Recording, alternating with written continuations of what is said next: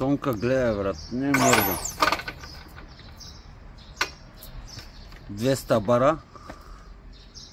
Сега като пуснем потока ще ги видиш. На 1 милион квадрата машина. Гледай какво става, брадър. Гледай сега, стискаме пистолета.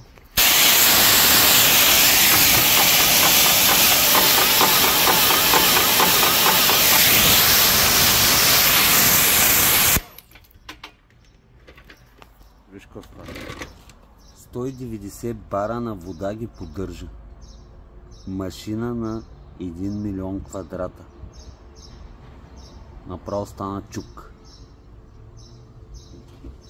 И това е стария модел, 9 литровия.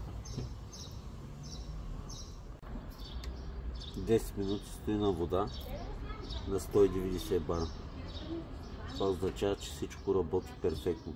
Има ли изпускане и хълцане, значи уплътненията не са добре и са за смяна.